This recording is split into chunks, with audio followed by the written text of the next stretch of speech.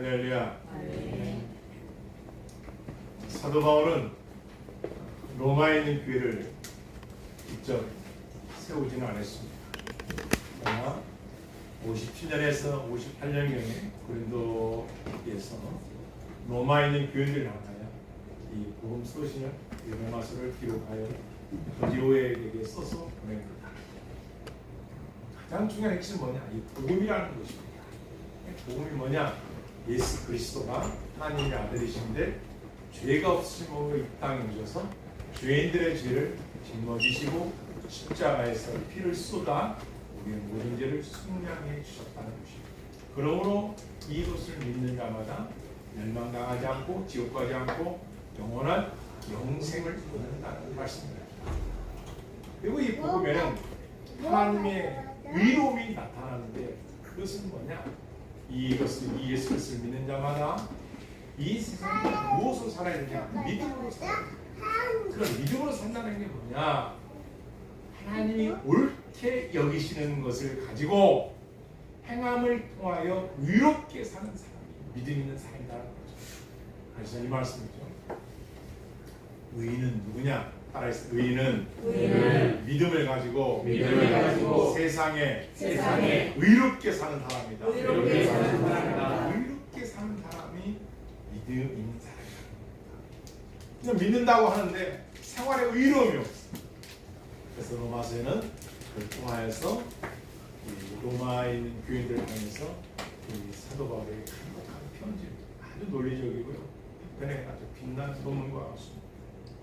그러면서 이 복음은 또 너희들에게 어떤 영향을 내느냐? 창조로부터 하늘의 별달들을 하나님이 만드셨고 부인할 수가 없고 핑계댈 수가 없을 것이다.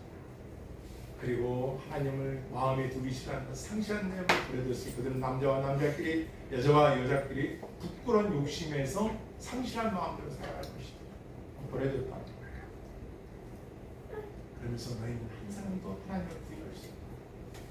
복음을 듣고 믿은 자의 구원과 복음을 듣지 못한 자 하더라도 하나님의 심판은 그들의 양심을 통해서 심판할 것이고 율법이 있는 자들은 율법을 통해서 심판할 것이고 율법이 없는 자들은 하나님께서 천지 만물을 통해 보여주시고 가르치기 때문에 그것 통해서도 하나님의 심판을 공격되게 하실 것이다 라고 말씀합니다. 그래서 오늘 우리 듣는 말씀이죠. 약한 자와 강한 자 사이는 이 우리가 어떻게 살아야 되는가? 우리가 교회 생활할 때 어떤 사람 믿음이 강한 자가 있어, 어떤 사람 믿음이 약한 자가 있어, 어떤 사람 믿음이 강해서 어제가 시험에 들지도 않아. 어떤 사람 믿음이 약해서 어떻게 작은 일에도 상처받고 또 교회에서 또 이렇게 외톨이 된 기분으로 살아가서 여러 가지가 있어요. 그러면 믿음을 가진 성도들의 가정생활, 사업, 교회의 생활, 그 다음에 직장에서의 동료들의 생활, 국가에 대해서 살아가는 지체로서의 생활 어떻게 살아야 되는가 해서 오늘 본문이 우리에게 가르치고 있는 거예요. 한번 따라하겠습니다. 믿음이 강한 우리는 마땅히 믿음의 약한 자의 뭘 담당하라고요? 뭘 담당하라고 그랬어요? 약한 자의 무엇을 담당하라? 거기서 적혀 있잖아요. 약점을 담당하라. 약점 이게 뭐예요? 병들었다. 원어에 보면 오센 병들었다. 이게 병든 사람이라. 믿음이 약한 자는 환자와 같기 때문에 그 사람을 집중해서 관리하고 집중해서 섬기라는 거예요. 믿음이 약하기 때문에. 여기 보면 믿음이 강한 우리는 믿음이 있노라. 먼저 예수를 믿은 자들 또 믿음의 거기랑 다 달리기 때문에 믿음이 앞선 자들은 마땅히 믿음이 약한 자의 약점을 담는다. 이 마땅이라는 단어가 뭐냐면요, 이자라는 단어예요. 이자. 은행에서 이익을 창출하는 이익. 이게 마땅이라는 단어예요. 마땅히 돈을 꾼 사람은 이자를 주는 것이 마땅하다. 그 사람은 돈을 꿔준 사람은 이득을 얻는 것이 마땅한 것이다. 놀랍게도 이 원어가 이 뜻입니다. 다시 말하면 빚진 자로서 살아라 이거죠. 빚진 자. 누가? 믿음이 강한 자들아, 너희는 하나님께 빚진 자의 심정으로 병들고 약한 자를 위하여 섬기라. 이것이 마땅한 것이다. 병든 자들의, 환자들의, 연약한 자의 약점을 담당하고 이렇게 말합니다. 그러니 성도들 안에, 교회 안에서, 또 믿음의 공동체 안에서, 가정에서, 또 직장에서 이렇게 살아가라고 가르쳐주고 있는 거예요. 두 번째는 자기를 기쁘게 하지 마니할 것. 따라서 자기를 기쁘게 하지 말라. 기쁘게 하지 말라. 누구를 기쁘게 하지 말라고요?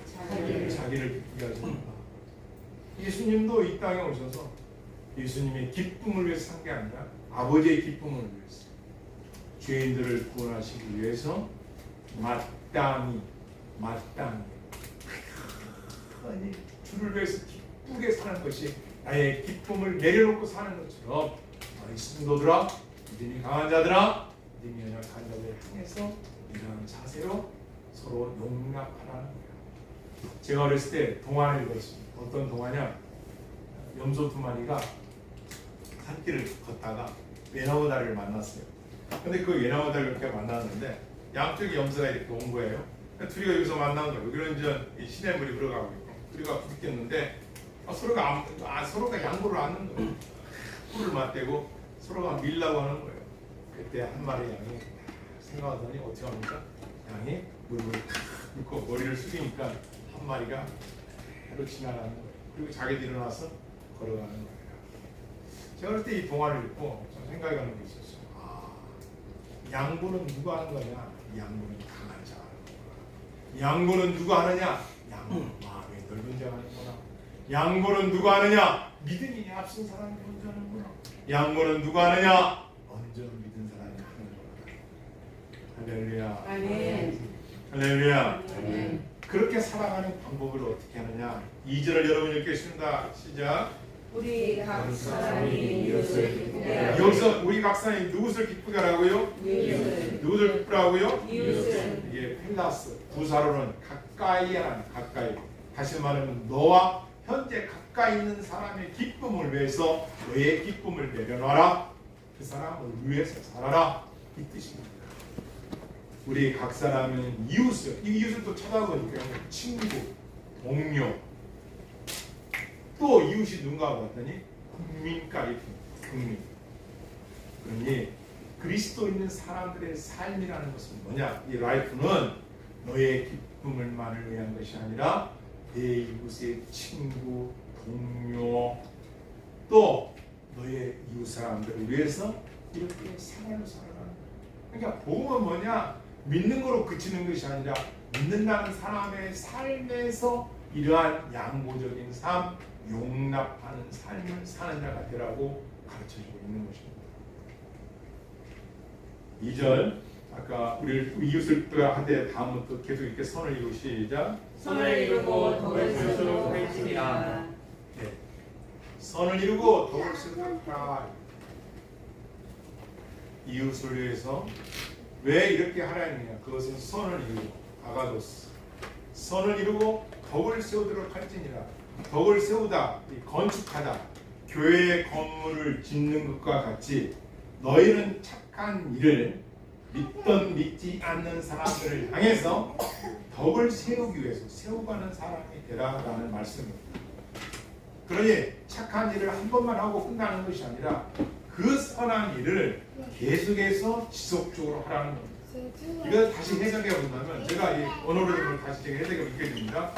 기록된 바, 우리를 위하여 기록된 이 성경의 말씀은 믿음이 약한 친구나 성도나 동료나 백성에게 육적으로 도덕적으로 선한 일을 하는 데 있어서 기쁘게 섬기는 그리스도인이 되라는 거예요. 그러니까 이것은 뭐예요? 이것은 우리가 성도로서 마땅히 빚진 자로서 행해야 할 삶이다.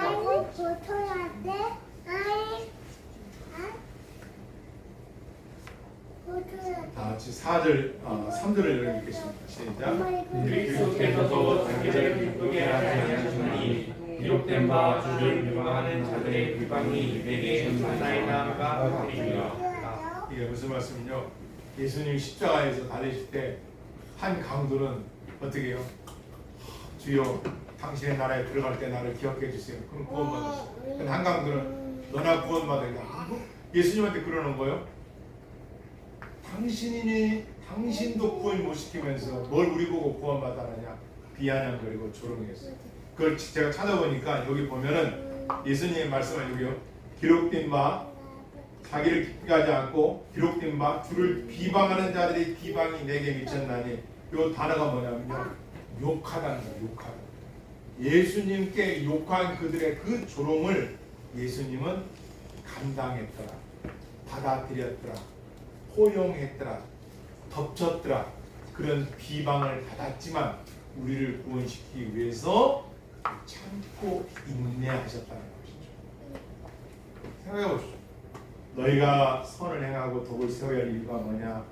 우리 주인 되신 나를 구원시켜 주신 예수님도 그런 비아냥과 조롱과 비방을 전달해 주십니다.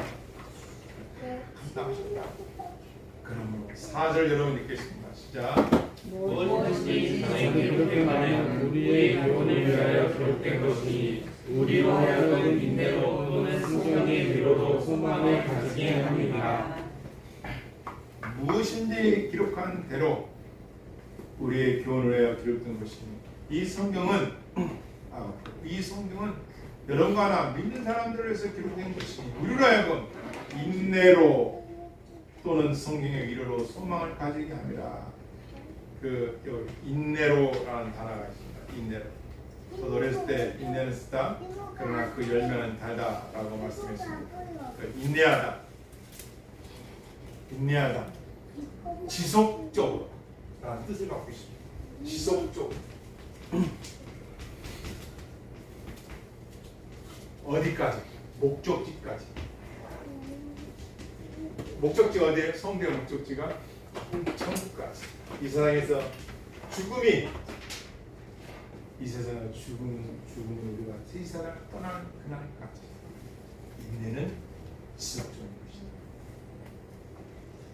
이제 그리스도인으로 산다는 것이 가장 행복한 것이지만 우리만을 위해서 복음을 주신 것이 아니라 저 이방인들을 구원시키고 여러분과 내 주위에 있는 저들을 구원시키시고 주님께서 우리로 하여금 지속적인 인내를 요구하고 계시다는 것.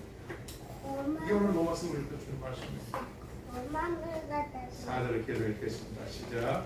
무엇이든지 성경에 기록된 바는 우리의 교훈을 위하여 기록된 것이니 우리로 하여금 인내로 또는 성경의 위로로 소망을 가지게 함이니라. 성경의 위로로 소망을 가지게. 결론은 무엇이냐? 하나님의 말씀을 갖고 위로받고 소망을 갖고 그 인내함을 지속적으로 행하는 것입니다. 그 이유는 5절에 있습니다. 다 같이 5절 읽겠습니다. 시작. 이제 인내와 위로의 하나님이 너희로 그리스도의 를 받아 서로 뜻을 갖게 하여 주사. 예, 여기서 본받아, 카타 그것과 연결이다, 소유격 이렇게 됩니다. 무슨 뜻이냐면은 본받다 하면 우리는 그동안 저분의 좋은 점을 저는 장점을 내가 본받자 이 정도가 아니라 예수님과 나가 연결되다 이 뜻이에요. 본받다 예수님께 내가 연결시켜서 예수님이 기뻐하시는 일을 행하고 예수님이 바라는 일을 행하고 예수님이 우리한테 요구하는 걸 행하는 연결점으로 살아가는 것이 이렇게 말씀합니다. 이게 본받다라는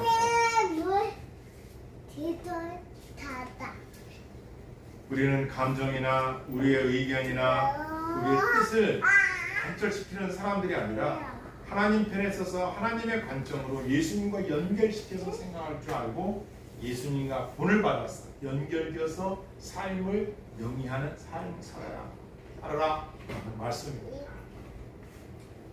마태복음 10장 23절 말씀해 주십니다. 예수님께서 베드로 앞에서 말씀하십니다. 베드로가 너무 좋으니까 뭐라고 합니까? 주여 이 땅에다가 초막 3개를 짓고 얘기합니다.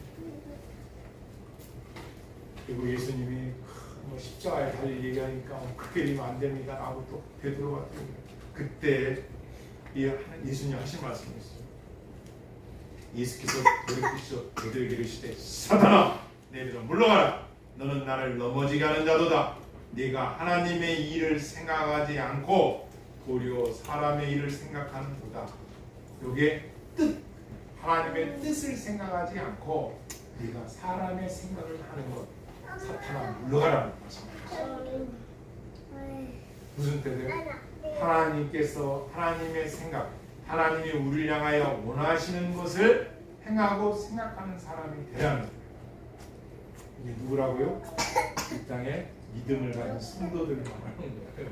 그러니까 여러분들이 내가 구원받았다 눈을 날라가 아니라 너의 가장 가까운 이웃들에게 내가 믿음 있는 자라는 것을 무엇으로 나타내느냐?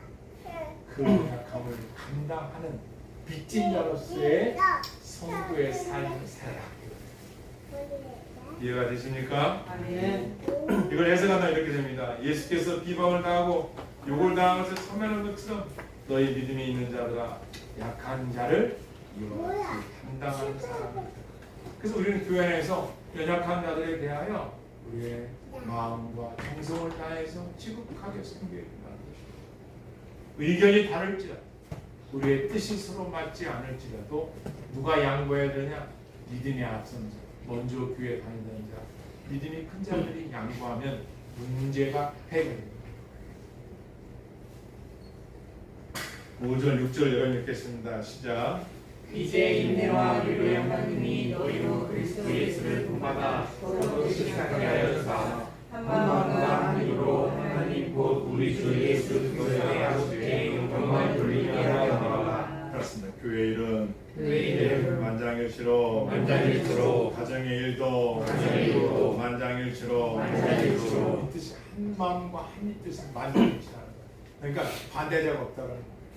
주님의 일을 하는 데 있어서 그 문제가 서로 의견이 다를지라도 결국은 만장일치 양보해서 용납하라. 오늘 제목이 용납하다. 받아들여라. 서로 주 안에서 양보해라. 누가 양보하느냐? 믿음이 강하다. 그래서 교회는 주장하는 자세를 하잖아요. 내가 경력이 오래됐으니 내가 믿음이 직분도 같은 거예요. 그런데 우리는 계급적으로 생각하기 때문에 서로 같은 거예요. 그렇게 하지 말고 한 마음과 한 만장일치로 하나님 곧 우리 주 예수 그리스도의 아버지께 영광을 돌리는 일을 행하는 것입니다. 할렐루야. 아멘. 그렇게 사랑하는 저희 여러분들 제가 축복합니다. 아멘. 네. 계속해서 7절 읽겠습니다. 시작. 그러므로 그리스도께서 우리를 받아 하나님께 영광을 돌리신 것 같이 너희도 서로 받으라. 여기 서로 받으라. 서로 받으라. 우정과 친절과 의회를 서로 나누라. 우정을 가지고 친절하게 서로의 먼저 용납하라. 이렇게 말씀합니다. 8절을 읽겠습니다. 시작. 내가 말하노니 그리스도께서 하나님의 진실하심을 위하여 하나님의 수종자가 되셨으니 이는 조상들에게 주신 약속을 공고하게 하시고. 이 말씀에 보면은 진실하다, 알리세이, 참되다라는 뜻입니다. 요한복음 8장 30절 말씀에 보면 진리를 알지니 진리가 너희를 자유롭게 하리라 말씀하셨어요. 기독교의 본질은 진실입니다. 이 진실 되신 하나님께서 우리들은 약속도 어기고 우리는 부족하지만 하나님은 진실합니다. 하신 말씀을 그대로 이루시는 분이에요. 그 진실하신 하나님의 뜻에 따라 영광을 돌리는 삶을 살아요. 왜 그러냐? 조상들에게 한 약속을 지금도 하나님은 지키고 계시는 분이에요. 우리 믿음의 조상들의 한 약속을 지금도 지키고 계시는 분이에요. 따라했습니다. 성경대로, 기도대로, 믿는 대로. 할렐루야. 아멘. 약속은 하나님이 지키신다. 하나님 하신 것은 하나님이 지키신다는 거예요. 인간은 말을 할 것도 못 지키지만 하나님은 변함이 없으시다는 거예요. 그러므로 너희는 약속에 신실하신 하나님께 소망과 위로를 두고 따라가는 것입니다. 9절을 읽겠습니다. 시작.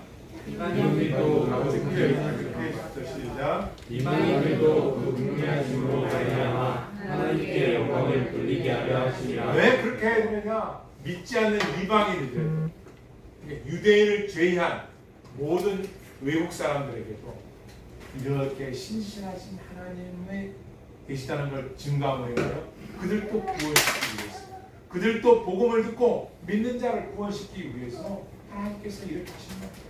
그 일을 무엇을 통해서 하느냐 봤더니 믿는 자, 믿음이 강한 자, 믿음이 강한 자들이 연약한 자들을 빚진 자의 심령으로 담당할 때 이런 역사가, 은혜가 넘쳐난다는 거예요.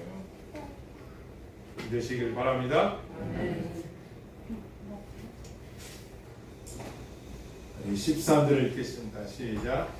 소망이 다 읽겠습니다. 시작. 소망이 하느님이 모든 기쁨과 평강을 믿음 안에서 너희에게 충만하게 하사 성령의 능력으로 소망이 넘치게 하시기를 원하노라.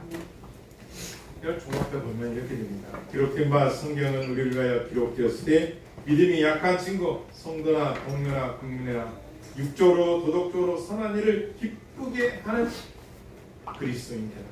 이 일을 할 때는 힘이 떨어질 수가 있어도 지속적으로 목적지에 도달할 때까지 인내심을 갖고 빚진 자의 심정으로 섬기면서 이것이 하나님의 우리나라 뜻입니다. 이것이 복음을 들은 저와 여러분들이 이 땅에서의 성도의 삶을 하는 거예요. 그러니까 구원받았다, 나는 이 신칭이 믿음으로 구원받았으니 이게 끝났다, 그게 아니라 믿느냐? 의로움을 하고 행함을 통하여 믿음을 연약한 자들을 섬기는 일에서 우리가 가르쳐주고 있는 것입니다. 교회는 사랑의 공동체입니다.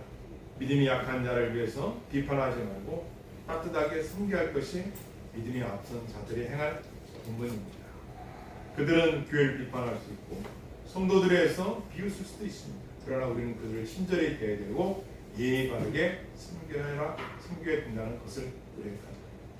교회가 문제가 발생하고 서로 어려움이 있을 때는 누가 더 양보해야 되냐? 믿음이 앞선 자, 믿음이 강한 자들의 양보함으로 인해서 그 모든 일들을 하나님의 시선과 관점으로 해결해 나가라고 가르쳐주고 있는 것입니다. 또한 우리는 이런 일들을 지속적으로 행하는 것입니다. 왜냐? 하나님께서 성경에 기록된 대로 위로와 소망을 우리에게 주시기 때문입니다. 그리고 서로 친절하게 대해주고 서로 위에 있게 섬기라는 것입니다. 끝으로 왜 이렇게 우리는 살아야 됩니까? 그것은 모든 일은 하나님께 영광을 돌리기 위함이며 또 믿지 않는 이방인들도 이런 너희들을 통해서 예수님을 영접하고 구원받도록 하기 위한 하나님의 은혜이기 때문입니다. 13절 읽고 마치겠습니다. 다 같이 읽겠습니다. 시작. 소망의 하나님이 모든 기쁨과 평강을 믿음 안에서 너희에게 충만하게 하사 성령의 능력으로 소망이 넘치게 하시기를 원하노라. 참 사도 바울은 로마 교회들을 축복의 메시지, 축도 같은 말씀하시고 소망의 하나님, 어떤 하나님이냐? 우리에게 희망과 소망을 준 하나님입니다. 모든 기쁨과 평강을 믿음 안에서 주신다. 누구에게? 너에게 충만하다. 여러분 시골에 고랑이라는 단어 알아요? 고랑, 충만하다, 채우다는 거예요. 그러니까 웅덩이는 채우고 산은 깎고, 그게 말씀입니다. 충만하다, 채워지다. 하나님께서는 이렇게 살아가는 저희 여러분에게 평강으로 충만하게 채워이다. 이 단어를 찾아보니까 예수님이 십자가 달리기 전에 마리아가 향유를 가지고 와서 향을 예수님께 붓습니다. 그리고 향과 어떻게 해요? 방 안에 향기가 가득하더라. 여기 충만이라는 단어입니다. 그러니까 이렇게 살아가는 성도들에게 하나님께서는 그 마음의 평강을 충만하게 채워주실 거예요. 무엇은? 성령의 능력, 무엇은? 소망이 넘치게 했습니다. 그렇게 하는 자들에게 하나님은 평강으로 충만히 채워주시고 하늘의 소망으로 충만하게 부어주실 것을 축복합니다. 할렐루야. 기도하시겠습니다.